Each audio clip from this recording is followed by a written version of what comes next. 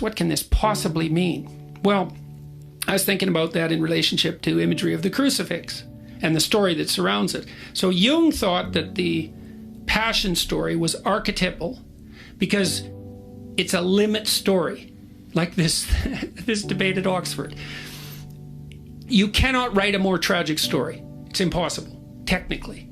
Why? Well, because it's a story of the aggregation of everything that people are afraid of. So there was no death more painful than crucifixion. That's why the Romans invented it. It was to punish political miscreants. It was the slow, agonizing death by suffocation, essentially, and dehydration and exposure. It's extraordinarily painful. Okay, so that sucks. That's pain, man. Plus, you know it's coming. That's part of the story. Plus, your best friend betrayed you into it. Plus, your people turned against you. Plus, they're led by a tyrant who doubts truth. Plus, you're a victim of the Roman Empire. Plus, you're completely innocent. Plus, everybody knows it. Plus, they choose a criminal to be released from this experience instead of you, even though they know he's a criminal and they know you're innocent. So, and you're young. And you've done no wrong, and all you've done is help people. So it's a limit story.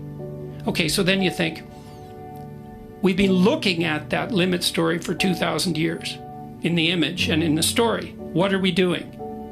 Well, you're supposed to visit the stations of the cross, let's say. Okay, here's the idea. You hear the crucifixion story, and you play with it. Who are you? Maybe if you're female, you're Mary, and why is that? It's the Pieta. Because you have to offer your children to the destruction of the world.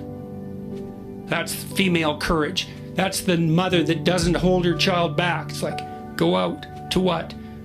Eventually your death and destruction. Go out. Leave me. Be in the world. That's feminine courage, man, to let her baby go. You're Pilate.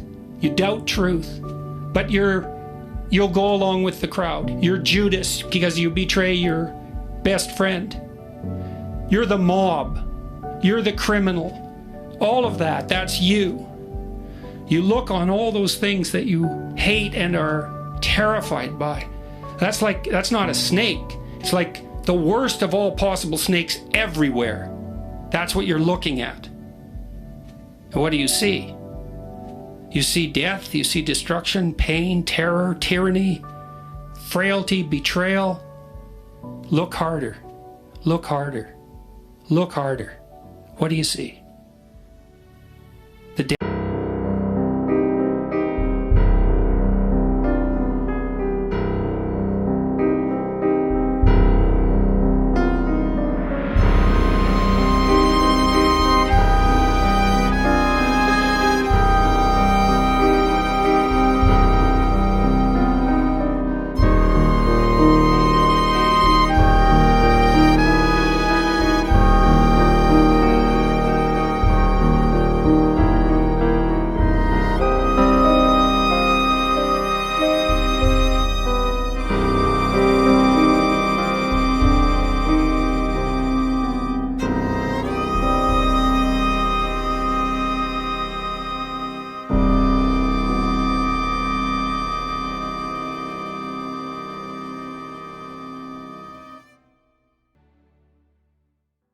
Who would have the audacity to claim that they believed in God if they examined the way they lived?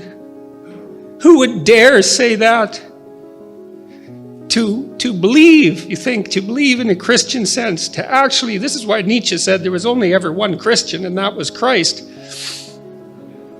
To have the audacity to claim that means that you live it out fully. And that's an unbearable task in some sense. To be able to accept the structure of existence, the suffering that goes along with it, and the disappointment and the betrayal, and to nonetheless act properly, right? To aim at the good with all your heart, right? To dispense with the malevolence and your desire for destruction and revenge and all of that, and to face things courageously and to tell the truth, to speak the truth and to act it out. That's what it means to believe. That's what it means. It It doesn't mean to state it. It means to act it out. And unless you act it out, you should be very careful about claiming it.